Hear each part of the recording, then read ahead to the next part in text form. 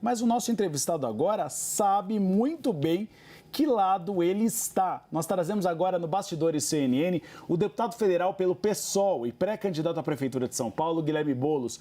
Deputado, muito obrigado por aceitar nosso convite e participar dessa entrevista hoje na CNN Brasil. Obrigado pelo convite, Uribe, Tainá. Uma satisfação estar com vocês mais uma vez aqui na CNN. Deputado, eu vou começar a entrevista falando da última pesquisa da Datafolha, que mostrou o empate técnico do senhor com o Ricardo Nunes. Me chamou muita atenção um dado. Sempre a esquerda teve muita popularidade entre a população mais pobre de São Paulo, e a pesquisa apontou que a população mais rica acaba votando no senhor e a população mais pobre acaba tendo uma simpatia maior a Ricardo Nunes. Os jovens ao senhor, os mais idosos a ele. O que explica essa falta dessa conexão que sempre foi muito próxima da esquerda com a periferia de São Paulo? Olha, Uribe, tem dois fatores que a gente pode mencionar em relação a esse caso. Um é o fator tempo. Nós estamos ainda distantes da eleição. As pesquisas mostravam isso também em 2020 e dos 9 distritos que eu ganhei no segundo turno, todos foram da periferia. Em 2022, quando eu fui candidato a deputado federal e fui o deputado federal mais votado de São Paulo, eu ganhei em 80% dos distritos da periferia da cidade. Como a eleição está distante, as pessoas não conhecem ainda muito bem o alinhamento dos candidatos e quais são. Isso, quando o presidente Lula, que também tem uma referência forte na periferia, entrar na campanha, a campanha começando de fato, eu acredito que muita dessa tendência de voto deve vir para nós. A outra questão é o uso descarado da máquina pública pelo atual prefeito. Ele tem feito um conjunto de obras que estão sob suspeita. Nós entramos no Ministério Público, teve uma denúncia intensa, a CNN repercutiu na semana passada do UOL sobre as obras sem licitação, suspeitas graves de superfaturamento. Mas o fato é que mesmo dessa maneira suspeita, as pessoas veem algumas obras chegando na periferia e isso impacta. Mas eu acredito que começando a campanha de fato, né, as pessoas vão ter a oportunidade de fazer a comparação, de ter mais informações sobre os candidatos. Hoje a informação que está chegando praticamente só da publicidade da prefeitura, que gastou 400 milhões em propaganda. Quando tiver uma paridade de armas um pouco mais para frente, a gente tiver os espaços na televisão, esse cenário se reverte, na minha opinião, Uribe. Eu quero falar sobre o seu principal cabo eleitoral. O presidente Luiz Inácio Lula da Silva, ele também demonstrou dificuldade em São Paulo, cresceu em reprovação, segundo o Datafolha, deputado. A que o senhor atribui esse aumento de percentual de rejeição ao presidente da República? Isso acaba lhe atrapalhando de alguma forma? Como é que a campanha vai trabalhar essa reprovação, mais uma vez, do seu principal cabo eleitoral, que é o presidente da República? Tainá, eu acho que quem tem que ter preocupação com impopularidade de cabo eleitoral é o Ricardo Nunes. A pesquisa da Datafolha mostrou que 60% dos eleitores de São Paulo não votariam num candidato apoiado pelo Jair Bolsonaro, que é o principal cabo eleitoral dele. Quando as pessoas souberem na cidade que o Ricardo Nunes tem essa aliança com o Bolsonaro, que mais do que uma conjectura eleitoral tem efeitos práticos para a cidade, eu fico imaginando se o Bruno Covas, que disputou comigo a última eleição, se ele tivesse sido alinhado com o Bolsonaro, como teria sido a situação de São Paulo na vacinação na pandemia. São Paulo foi um exemplo de vacinação na pandemia. Se ele fosse do campo bolsonarista, teria sido diverso e teria um impacto na cidade. Então, o presidente Lula, por mais que tenha tido uma queda na avaliação positiva do governo, ainda tem uma avaliação positiva significativamente maior que a avaliação negativa do governo. O presidente Lula ganhou na capital com 53% nas eleições passadas. Então, os resultados vão se dar também de maneira mais efetiva quando as obras que o governo federal e os investimentos que o governo federal está fazendo na cidade se concretizarem. Então, veja, eu tive atuando, dialogando junto com o presidente Lula e vários ministros. Saíram o anúncio de 2 institutos federais para São Paulo. Isso foi agora, há 2 dias. né? Um no Jardim Ângela, um na cidade de Tiradentes. Estou tratando também no Ministério da Educação e com a reitoria da Unifesp o início das obras da Universidade Federal Campus Zona Leste, em Itaquera. Estamos tratando também, juntamente com a Unifesp e o Ministério da Saúde, o hospital universitário que vai ser construído para atender toda a região da Zona Sul, sediado em Santo Amaro. Hoje, o maior empreendimento habitacional da cidade de São Paulo é uma parceria do Movimento Sem Teto com o Minha Casa Minha Vida, 2.650 apartamentos sendo construídos na Zona Leste. Quando esses investimentos tiverem em curso e estarão já nos próximos meses, isso também impacta a avaliação das pessoas sobre o governo federal. Deputado Tabata Amaral, que está no PSB, que é um aliado aqui em Brasília do presidente Luiz Inácio Lula da Silva, é de esquerda, a tendência é de que, caso ela não passe para o segundo turno, boa parte dos votos dela migrarão para a candidatura do senhor. O senhor já conversou com ela para a possibilidade de um acordo de não agressão no primeiro turno? Ou esse acordo não tem essa possibilidade, essa conversa não aconteceu? Não ocorreu nenhuma conversa, Uribe. Eu tenho o maior respeito pela Tabata, é uma boa deputada que coloca a pauta da educação. Acho, inclusive, que a candidatura dela pode ajudar a qualificar o debate em São Paulo, porque o atual prefeito tem ido numa linha muito agressiva, de jogo baixo, às vezes ataques, acusações, fake news, né? Então, ter a Tabata, que assim como eu, acredito que está disposta a discutir os temas da cidade, soluções para São Paulo, se inspirar em experiências inovadoras. Eu tive, Uribe, conhecendo várias experiências de cidades globais. Por exemplo, há 2 semanas estive em Bogotá, num evento da ONU, com o ministro da Defesa da Colômbia, o secretário de Segurança de Bogotá e autoridades de 10 países da América Latina para discutir segurança urbana. Bogotá teve um modelo muito bem sucedido que aliou segurança com prevenção, investimentos sociais e reduziu em quase 4 vezes o índice de crimes violentos lá. Estive em Nova York com o ex-prefeito Bill de Blasio, conhecendo o projeto de cidades startups para TI, para formar jovens da periferia em TI, formação profissional e geração de renda ao mesmo tempo. Estive em Xangai conhecendo o sistema de eletrificação da frota de ônibus, de combate às mudanças climáticas, transição energética. 98% da frota de Xangai já é elétrica, né? Estive em Paris com a prefeita Anne Hidalgo no projeto de redução de distâncias, que eles chamaram Paris 15 Minutos, que tem a meta de reduzir a distância entre local de moradia e local de trabalho. Ou seja, estamos buscando conhecer essas experiências e é triste ver que enquanto as grandes cidades do mundo estão debatendo inovação, redução de distância, transição energética, hoje São Paulo mal faz poda de árvore, mal tapa buraco na calçada. Então, São Paulo merece estar entre as cidades mais inovadoras do planeta. Eu tenho trabalhado, nós vamos construir um programa de governo muito ousado nessa área e dialogando com a cidade. Eu quero discutir a cidade e é o que nós vamos fazer ao longo dessa campanha. Eu vou chamar o Pedro Venceslau, direto de São Paulo, nosso analista, para fazer uma pergunta. Pedro. Boa tarde, deputado. O PSOL fez durante muito tempo oposição à esquerda aos governos de Dilma Rousseff. E o senhor também apoiou aquele movimento Não Vai Ter Copa. O senhor se considera hoje um político mais pragmático e o próprio PSOL também está mais pragmático, inclusive do que era durante a eleição de 2020? Vamos lá, Pedro. Primeiro, só uma correção. Eu não participei e nem apoiei o movimento Não Vai Ter Copa. O que aconteceu naquela época foi o movimento de moradia, do qual eu fazia parte, fez manifestações contra os despejos que estavam acontecendo relacionados a obras da Copa. Agora, quem mudou não foi o PSOL, quem mudou foi o Brasil, né? O Brasil de 2024 não é o Brasil de 2014. É um Brasil em que surgiu uma extrema-direita perigosa, uma extrema-direita que tentou dar golpe de Estado, que fez da política um palco de fake news, mentira, de ódio, fez, enfim, o debate ficar muito encarniçado no país. Então, isso criou a necessidade de novas alianças. Isso deslocou o pêndulo político no país e fez com que o pessoal, inclusive, compreendesse que, nesse momento, para enfrentar e derrotar um posicionamento autoritário de extrema-direita, era preciso fazer uma frente ampla, como participamos da frente ampla que ajudou a eleger o presidente Lula. E estamos montando uma frente em São Paulo também, que é uma frente para derrotar um candidato apoiado pelo Bolsonaro.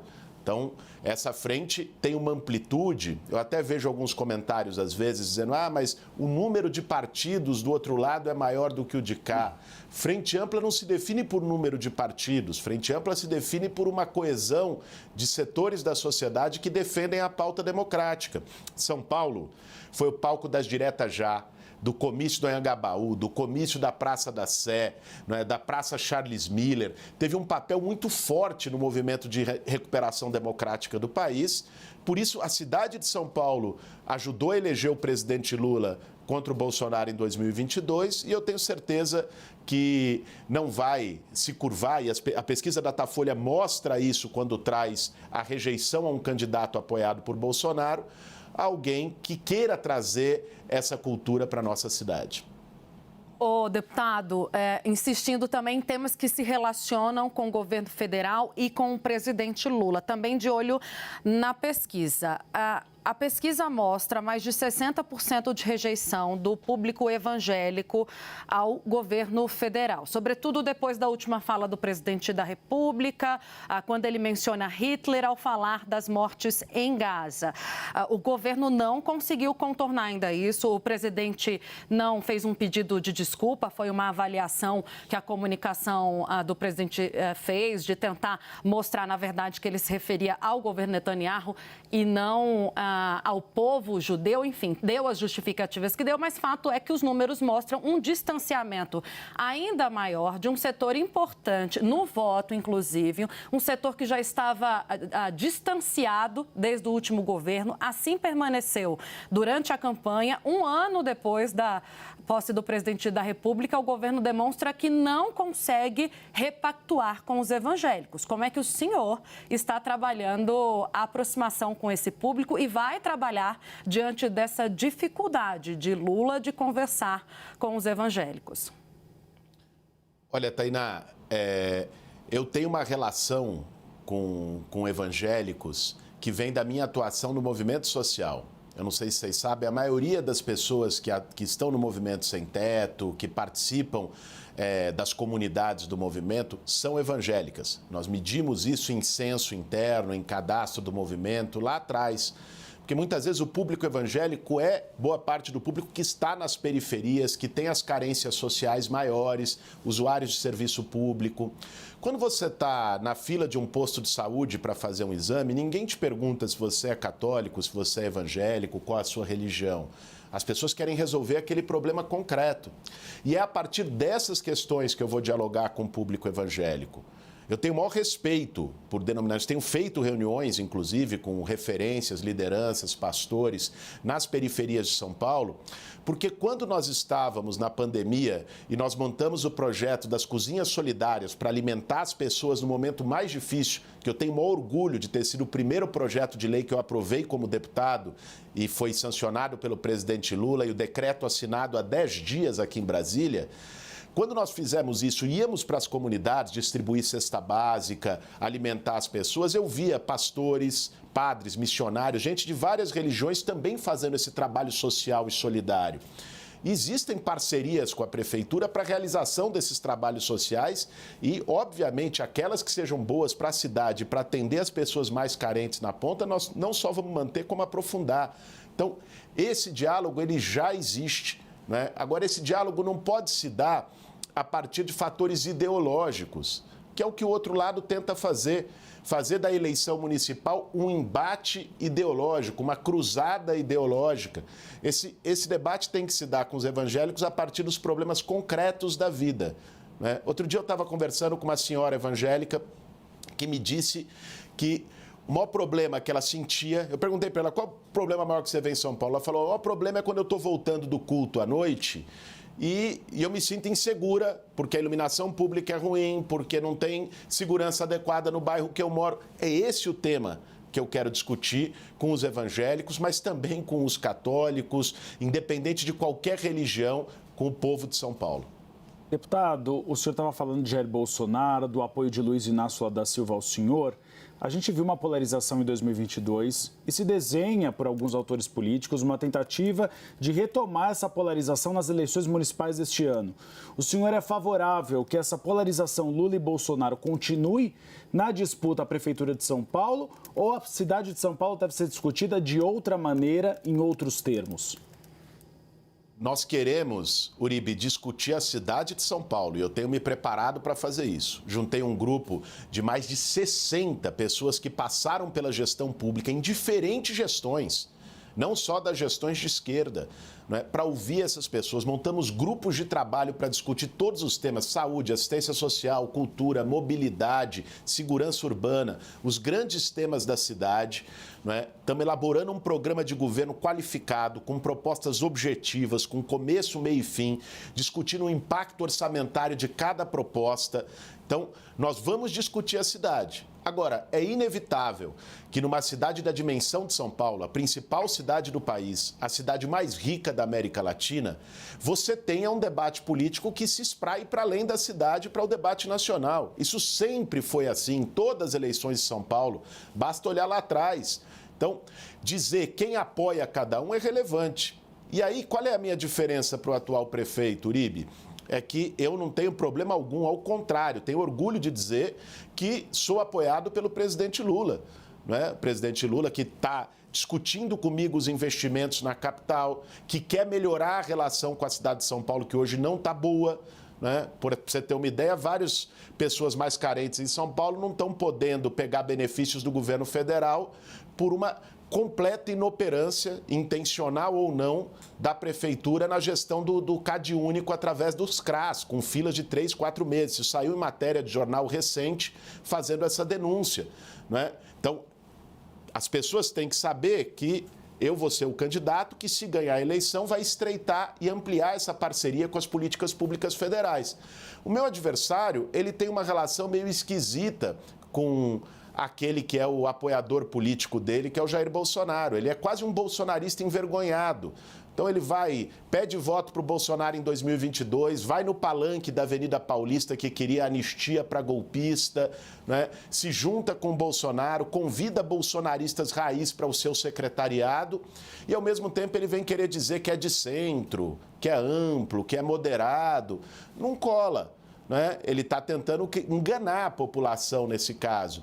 Então, quando a gente vê os temas de rejeição, que apareceu muito na pesquisa da Datafolha, fica muito claro por que ele está fazendo isso. Agora, isso pode colar, funcionar minimamente agora. Quando chegar na hora da campanha, tiver as inserções na televisão, tiver o programa eleitoral, a população vai saber, por mais que ele tente esconder quem é o aliado político dele, e isso naturalmente vai ter um impacto na decisão. O Pedro tem mais uma pergunta. A gente fica aqui querendo o deputado fazer várias intervenções, mas aí a gente precisa de mais uma hora de jornal. O Pedro vai fechar a entrevista, então. Deputado, o senhor tem o privilégio de ter 3 ex-prefeitos, 2 ex-prefeitas e um ex-prefeito do PT apoiando o senhor. São 3 ex-prefeitos, 2 ex-prefeitas e um ex-prefeito bem avaliados. Eu quero saber se o senhor vai conseguir juntar os 3 na mesma foto, porque a deputada Luiz Erundina resistia em fazer campanha ao lado de Marta Suplicy. Essa questão está resolvida?